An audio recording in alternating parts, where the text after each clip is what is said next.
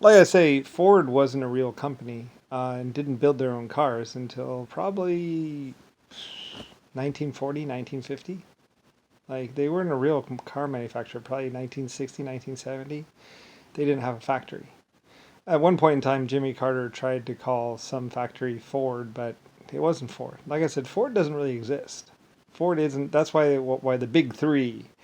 The big three were actually three guys with machine guns that would go around killing people. And like I said, they terrorized the town. It's basically Chicago. Um, basically mobsters or whatever. I mean, probably I don't know. Probably Nixon had something to do with it. But basically, a bunch of people running around with cars or motorcycles, basically trying to do raids on warehouses and running into my military bases. Like I said, most of my military bases they didn't have big old signs saying military base. It was just a road going down a thingy with a little security guard box and a little thingy going across the road, and the guard says, "No, you can't come in here." Even if you show up in a uniform with stars and everything, all looking all official and having a piece of paper that says you're officially in charge of this base or whatever, or officially doing this or officially doing that, they have to call in and talk to their superiors, and usually they can't bluff their way past the gate guard, you know. Whatever, I mean, any military base commander understands exactly the nightmare that basically is people constantly trying to sneak into the base or get into the base or do something else with the base. Nowadays we use lots of chain link fences and all kinds of other stuff and guard dogs and stuff. But back in the old days, people were wild and free, as they say, and living the fast life, which basically meant they sometimes went down the wrong road and tried to run through a checkpoint or something like that. And even if they had 3 or 4 or 6 cars behind them, all with guys with machine guns or with some sort of armored plate on it, didn't mean they had to actually get through. Like I said, all my people had armor-piercing rounds, so normal steel wouldn't stop them. So anyway, it's something very common in Germany. My people had for emergency use armor-piercing rounds, so they went down the wrong road, and yeah. So anyway, like I said, Nixon or JFK was trying to make it so the only bullets made were lead round bullets. But the only problem is that we made bullets, so you know we made our own bullets. So our bullets weren't, just because no one else can buy armor piercing rounds doesn't mean we didn't have them. So of course we had them. So anyway, and I mean, lawyers and all that other stuff don't really get you that far when a bullet's coming at you. So anyway, what you look good on paper doesn't really matter either. It's physical facts of they ran through checkpoints, and well, they met untimely death. Although they usually hired people or had people with them that had already made runs on 2 or 3 factory or warehouses, and sure that works in the civilian areas, but you get up into the mountain areas or come around one of those wrong corners and start trying to get into a military base, because everyone uses security guard posts and checkpoints, although there's a difference between military bases and civilian bases. Civilian bases don't have cannon at the end of the road like my bases did. So yeah, it didn't really work out too good for them. They weren't official and they didn't have any official papers and were just trying to basically muscle their way in. And this may have worked in the United States or Yankeeville, but it did not work in my more civilized and more military areas, especially at my research stations. Like I said, the most noticeable attack was one time when I had a catapult test site back in a couple hundred years ago or whatever, where all they did was test out catapults. They were launching chickens into the air and watching them come to the flap down to the earth and stuff like that. And somebody attacked with a bunch of people with swords. And, well, it didn't work out too good for them, as it was catapults and cannons there. So, anyway, I'm very much a military researcher, one of my research bases, basically. So, I mean, they test out futuristic new weapons. Of course you haven't seen it before. So, anyway, it killed a lot of people. Or got a lot of people killed. So, yeah, whatever, I mean, you attack a military base, they might have some special stuff. So anyway, yeah,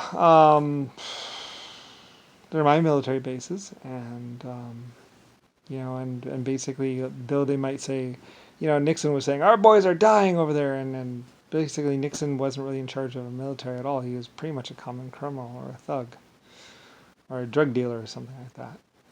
They weren't really officially part of any government per se, really. Anyway, though, and nor was JFK. He was only loosely affiliated with basically government and didn't belong inside my White House, and everyone knew that.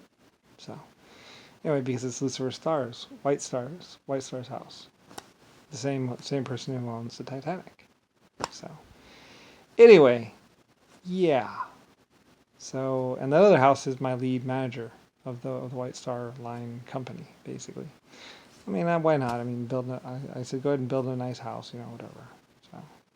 Anyway, there's a lot of things, a lot of lies, and a lot of things, and a lot of people in 1920s and 1910 thought they could get away with all this stuff, and even later years, like 1960 and stuff like that, thought they could just, write their own ticket, as they say.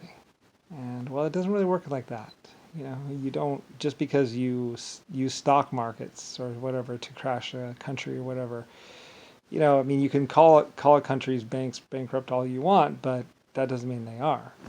Especially if they're financially good. You can say you own a company all you want, but then you go there with a little piece of paper that says, I own you. It's like, yeah, right. Get lost. The gate's that way. And stuff like that. Just because you say you own something doesn't mean you actually own it.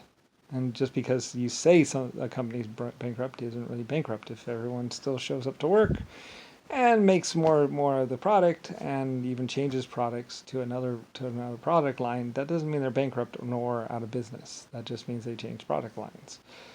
So anyway, there's a lot of this stuff where a lot of people in stock market were basically the stock market or the New York Stock Exchange was basically like just gone on its own little tangent, like, yee, you're rich, you're rich, you're rich, you're rich, you're rich, you're rich, blah, blah, blah, blah, and everyone else is like, what the fuck? What's that guy doing? I hope he doesn't go to the bank. I mean, where you have a bunch of people that they're like, I'm rich, give me money, and it's like, is this a robbery? Where it's like,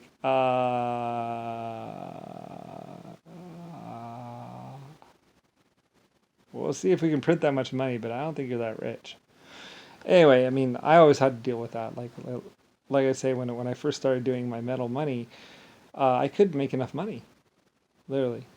Everybody loved the idea of money, and it worked so well, with buying things and selling things and just working out a price, and stuff like that, where they could get this to work, and seemed to work really well. It's a lot better than trading, and it was a lot more versatile. Where people could make several different kinds of products, and still basically instead of having to make toilet paper, food, and light bulbs for yourself, you're making one product or two products and you're making them really well. So it allowed for people to basically still, have a civilization and everything else like that. So anyway, it was, and the idea of money or financial metal money, which is basically metal has some value anyway because it's hard to mine or hard to come by and there is a limited supply of it. So anyway, metal was a good basis for a financial system, basically. And pretty much because everyone needs metal. Everyone needs a certain amount of copper and a certain amount of this, certain amount of that. It's very useful. I mean, in this house, there's not a house around that doesn't have some amount of metal in it and some amount of copper and some amount of zinc and all those other different minerals, basically. So it's a fairly good basis for money, and it was very versatile.